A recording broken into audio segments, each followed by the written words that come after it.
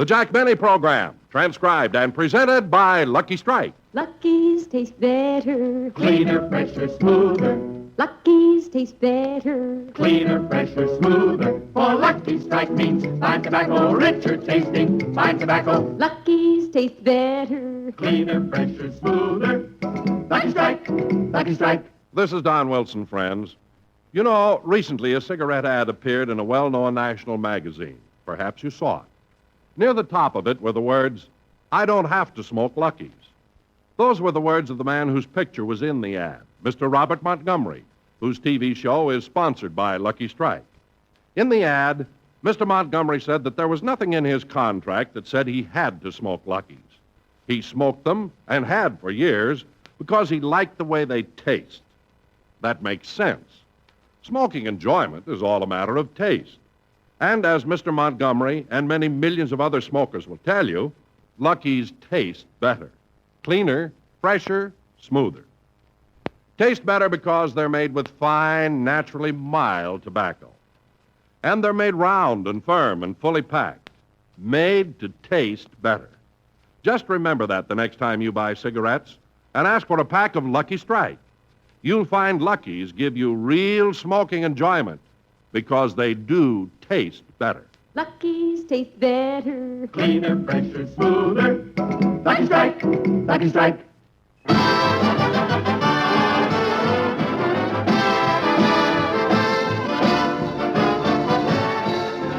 The Lucky Strike Program, starring Jack Benny with Mary Livingstone, Rochester, Dennis Day, Bob Crosby, and yours truly, Don Wilson.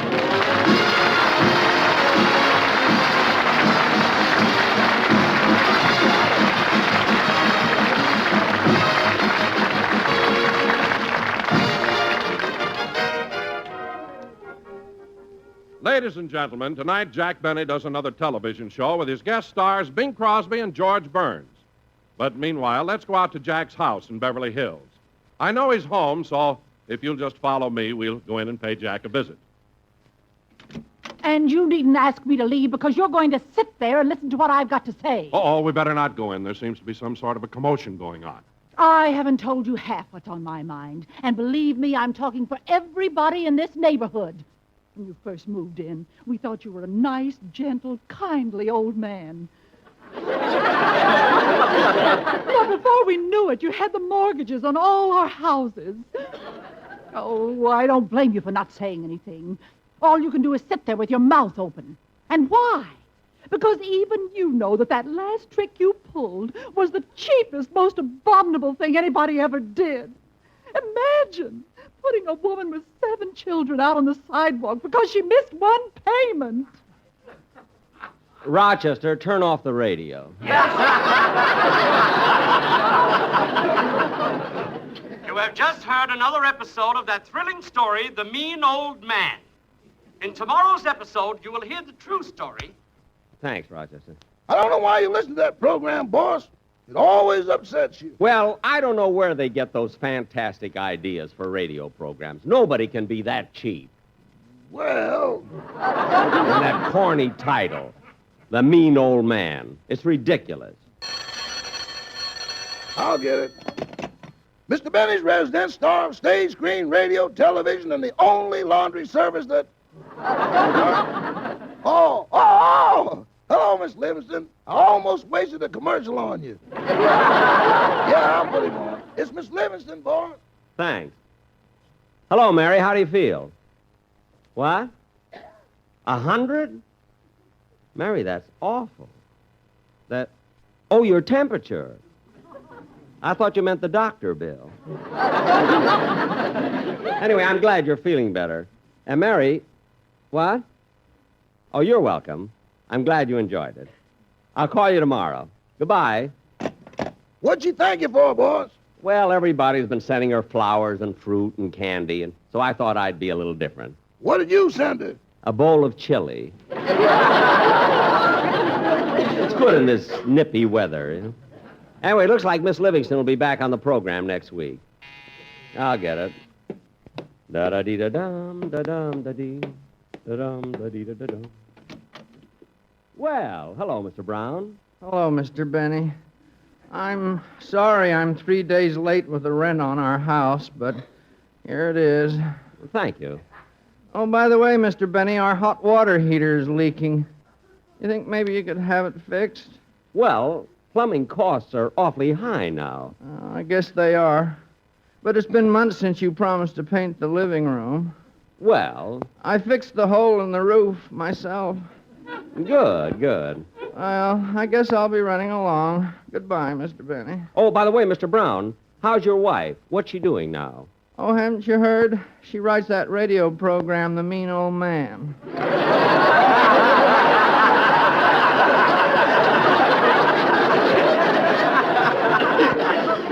Oh, yeah, I listen to it every day. Your wife has quite an imagination. Yeah, imagination. Goodbye, Mr. Benny. Goodbye. Who was it, boss? Mr. Brown from Long Beach. Oh, you know he's been complaining a long time about a hole in the roof. It's fixed. Boss, I don't remember you sending anyone down to fix it. If I say it's fixed, it's fixed. If you don't believe me, listen to tomorrow's episode and you'll find out. By the way, Rochester, has my television script arrived from CBS? No, not yet, boss. My director, Ralph Levy, will be here soon to go over it with me. I wonder what's holding it up. Oh, that must be it now. Come in. Oh, hello, Mr. Benny. Oh, it's you, Dennis. Come on in. Well, thank you. How do you feel, kid? Fine, thanks. How are your folks? They're fine, too. That's good. Especially my father. After 6 months, they finally took the cast off his foot. In a cast for 6 months? Dennis, what was wrong with your father's foot? Nothing. He stepped into a bucket of cement.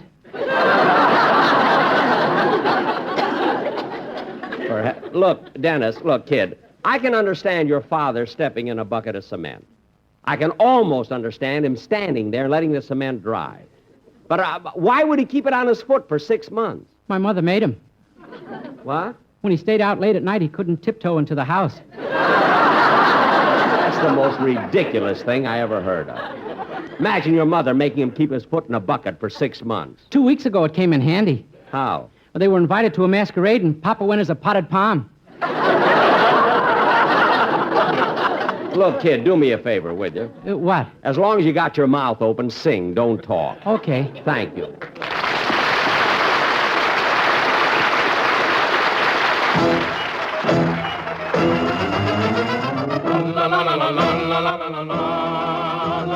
Here we sit enjoying the shade. Hey, brother, pour the wine. Drink the drink that I have made. Hey, brother, pour the wine. Tell you why the day is sunny. I'm in love with lips of honey. Wait till you see the way she walks. Hey, brother, pour the wine.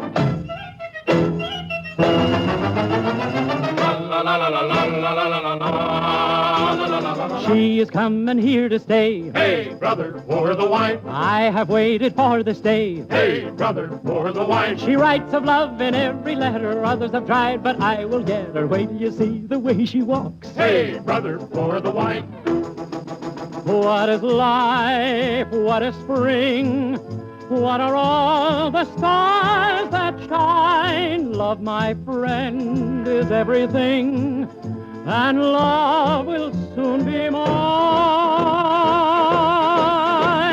Pour it as quickly as you can. Hey, brother, pour the wine. Pour it quickly once again. Hey, brother, pour the wine. She's here at last, my one and only. Goodbye, friends, don't be lonely. Wait till you see the way she walks. Hey, brother, pour the wine. La la la la la la la la la.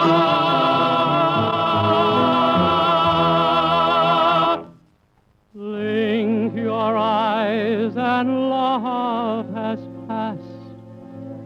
Hey, brother, pour the wine. Hers was never meant to last. Hey, brother, pour the wine.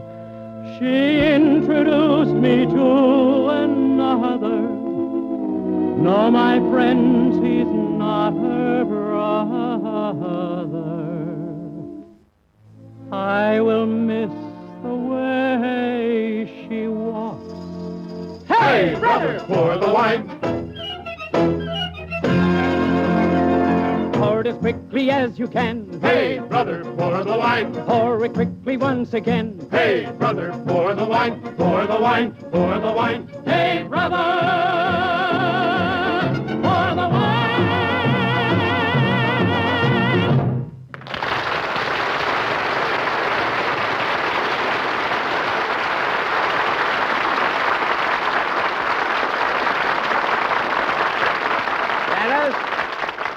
Dennis, that was very, very good. Thank you. You know, I can't understand you, kid. You come in here and talk. When you talk, you sound so ridiculous. Then you sing, and when you sing, you're a completely different person. What are you, a Dr. Jekyll and Mr. Hyde? Uh-huh. And each one has his own show.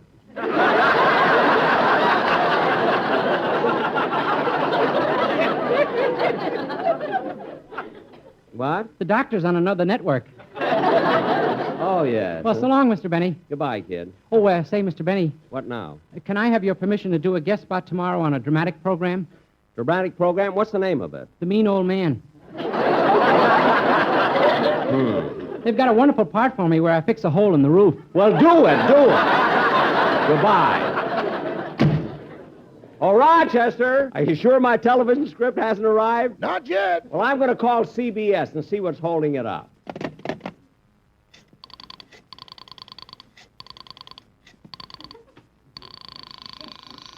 CBS, the star's address.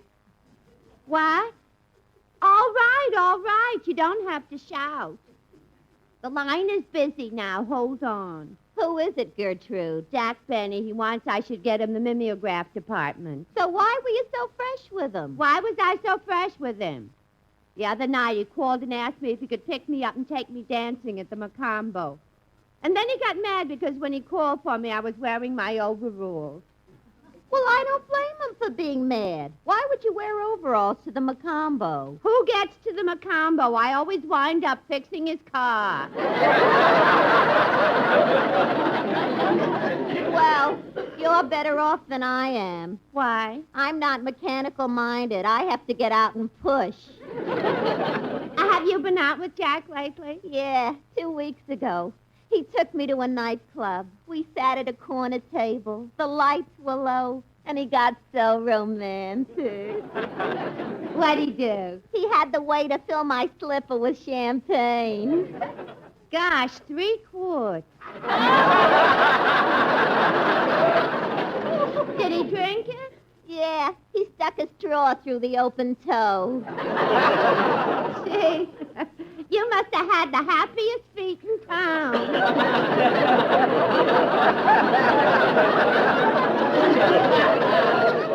Yeah, but you know what I've been thinking? Maybe we shouldn't be so fussy about men. I guess you're right. After all, we're not getting any younger. Speak for yourself, John. I'm only 23.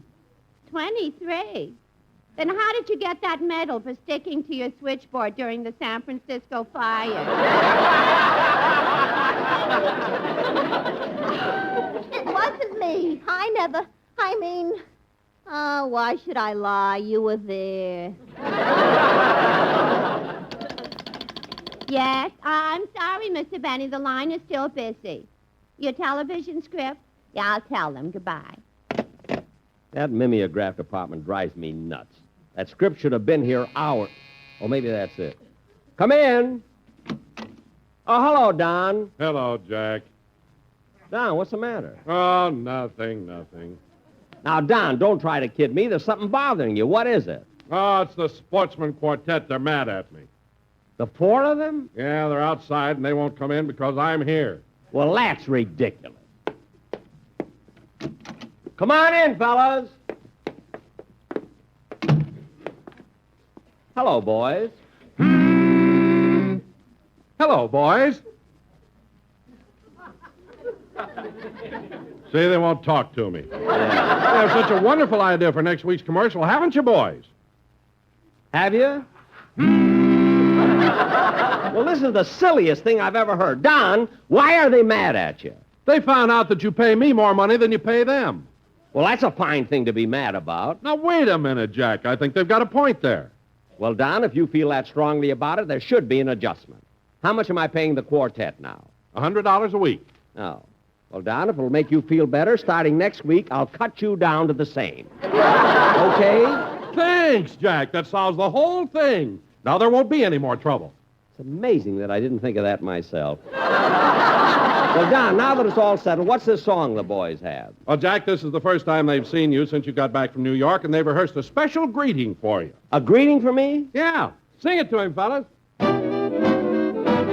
Hello, hello. All day long we jump and run about. Surely you have heard us shouting out, hello, blue eyes.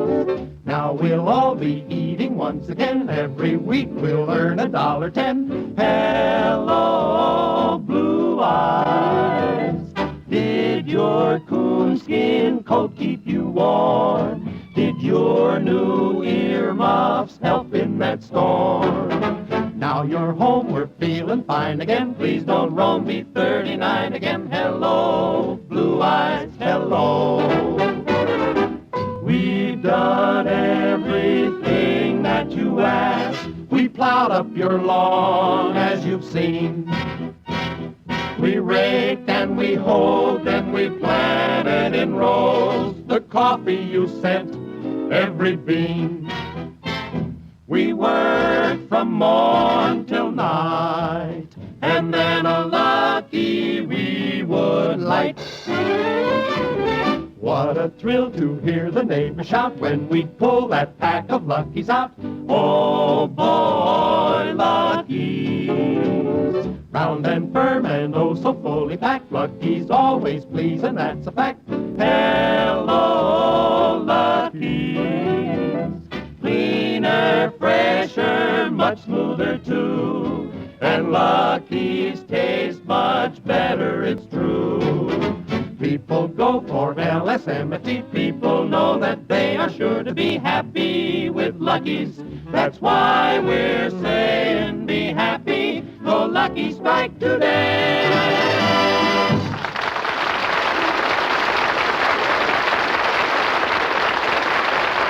Hey, that was wonderful, fellas, wonderful. Say, Don, now I'd like to hear the number they're going to do on next Sunday's show. Oh, Jack, the sportsmen can't wait any longer now. They're appearing at the Statler Hotel here in Los Angeles, and they have to get over there and rehearse some new numbers. Oh. So long, Jack.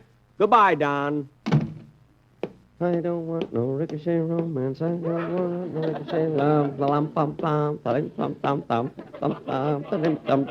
Well, I saved a little money by cutting down salary, but I lost a little, too. After all, I'm his agent. Let's see. Oh, Rochester, I'd like you to take the car and pick up my suit at the cleaners. But, boss, we haven't had the Maxwell all week. We haven't? No, don't you remember? You told me that any time the movie studios wanted to rent it, I should let them have it. Oh, so you rented it. What picture is it going to be in? Ben-Hur. What? It comes in second in a chariot race. Second, eh? Gosh, I hope they don't whip it too hard. Well, you have to take the... Rochester, someone's at the door. I'll get it. Okay. Gee, that Ben-Hur is a great story. I remember the first time they made the picture. They begged me to be in it. Who wanted to be Francis X. Bushman's father? He had so few lines. Rochester, who's there? It's your TV director, Mr. Ralph Levy. Oh, come in, Ralph. Come on in. How are you, Jack? Fine, fine. Here, have a seat, Ralph.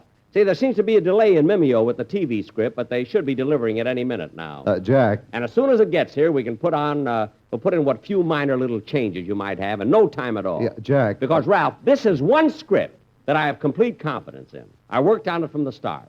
It's got just the feel, the flavor that I want. Jack, the script isn't being mimeographed. What? That's right, Jack. I read it this morning, and I just couldn't let it go through. What do you mean you couldn't let it go through? Well, Jack, in my opinion, this script is nothing. To start with, the situation is weak, and it goes no place. There's no action, no movement. It's a completely static thing. And what humor there is old hat and corny. In fact, I can't remember when I've read anything that's so obviously amateurish. Well...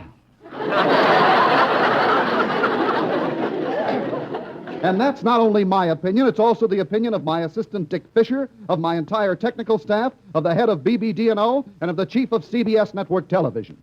Oh, yeah? Well, I showed it to my butcher at Safeway this morning, and he was nuts about it. Your butcher? Well, what does he know about comedy? Plenty. He directed The Horn Blows at Midnight.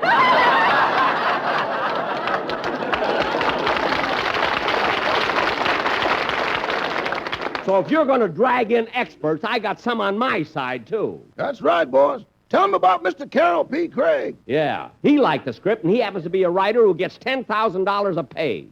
Well, that's funny. I never heard of him. What did he ever write to get $10,000 a page? He won the I Can't Stand Jack Benny contest. Now, Ralph, I still say this is a funny script, and for the life of me, I don't understand your objection. Well, if you're so positive, maybe I was wrong. Look, I've got the script right here in my briefcase. Let's have another glance at it. Good. Let's see now. The face of us is...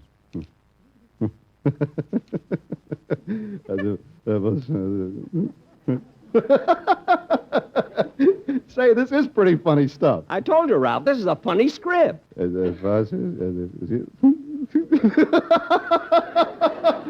a wonderful line. Certainly, believe me, Ralph, when it comes to judging comedy, I'm seldom wrong. Yeah, well, I guess maybe... Oh, now, wait a minute. This isn't your script. Huh? This is the one for the radio show I direct.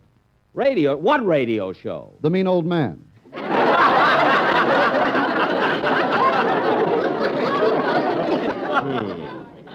I must remember to tell that writer to fix the hole in her roof. Lately, all her scripts are coming in soaked.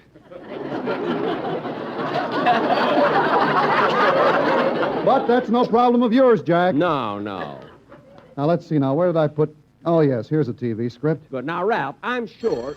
Rochester, would you get that, please? Mr. Benny's residence? Yes? Yes, I see. All right, goodbye. Who was that, Rochester? Your butcher. Oh, the one that likes my script? He started over and changed his mind. I don't know why I even go to him. There must be dozens of butchers around town who've directed me in pictures.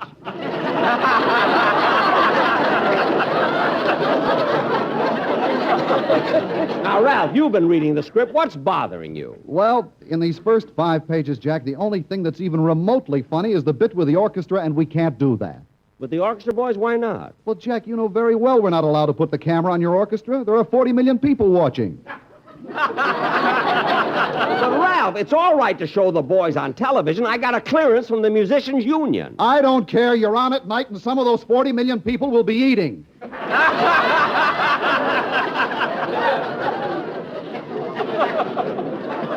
All right, so we'll take out that bit. One routine doesn't make a script bad. I'll get it. Mr. Benny's residence? Oh, yes, Mr. Leroy. What's that? All right, I'll tell him. Goodbye. Rochester, was that Mervyn Leroy, the director? Yeah, he called to say he doesn't like your television script. Doesn't like it, but I never even sent him a copy. Well, he said he got it by accident. Accident? Yeah, this morning he was at the Safeway and bought a pound of halibut and your script was wrapped around it.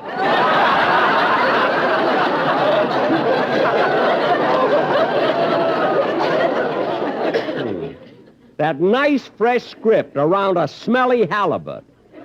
Mr. Leroy put it the opposite way.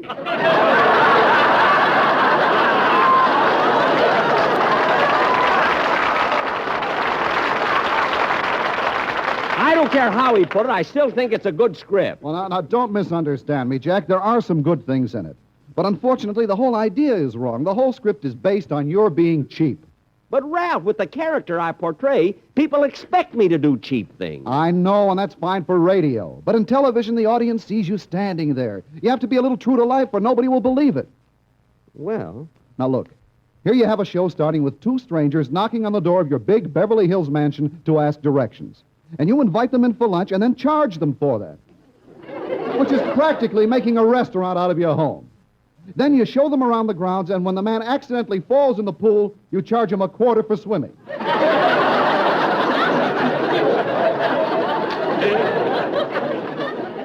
And to top it off, when he starts to sneeze, you insist on giving him penicillin at $5 a shot.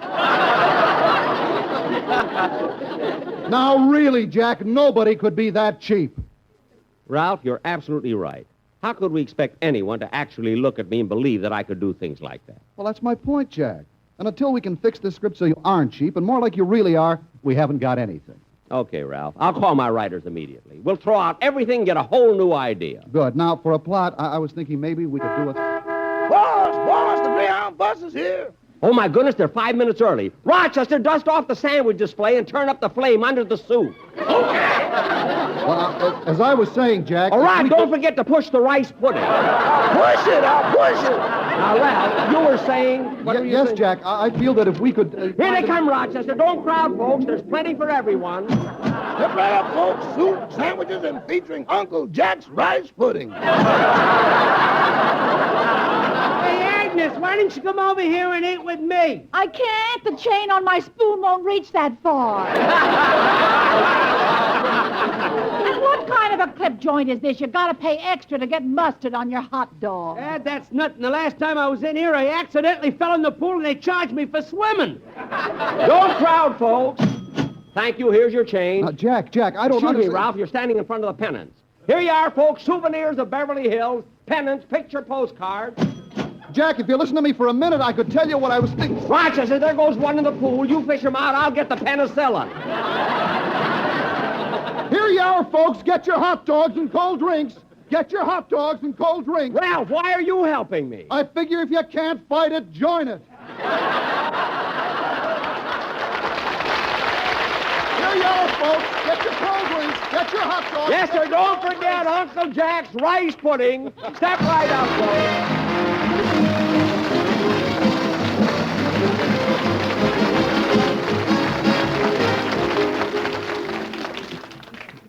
Ladies and gentlemen, I will be back in a minute to tell you about my television show, which goes on immediately after this program on the CBS network, with my guest stars, Bing Crosby and George Burns.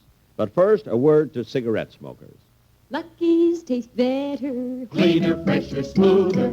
Lucky's taste better. Cleaner, fresher, smoother. For Lucky Strike means fine tobacco, richer tasting, fine tobacco. Lucky's taste better. Cleaner, fresher, smoother. Lucky Strike, Lucky Strike. Friends, as a smoker, you know how vitally important freshness is to your enjoyment of a cigarette. Well, the makers of Lucky's know that, too. That's why every pack of Lucky's is extra tightly sealed to keep in the better taste that has made Lucky's famous. Yes, any Lucky smoker will tell you that Lucky's taste better. Not only fresher, but cleaner and smoother, too. That's because fine, naturally mild, good-tasting tobacco goes into every Lucky. As you know, Lucky Strike means fine tobacco. And Lucky's are definitely made better, made round and firm and fully packed to draw freely and smoke evenly. Yes, fine tobacco in a better-made cigarette just naturally adds up to better taste for you. So next time you buy cigarettes, try a carton of Lucky Strike. Be happy, go lucky, get better taste today.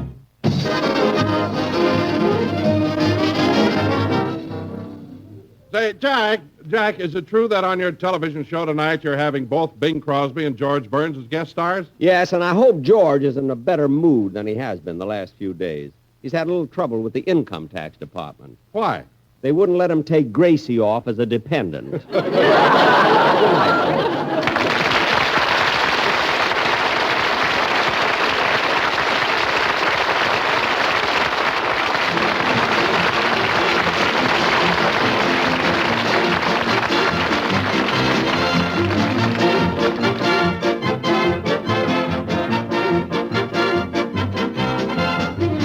The Jack Benny Show tonight was written by Milt Josephsberg, John Tackerberry, Hal Goldman, Al Gordon, and produced and transcribed by Hilliard Marks.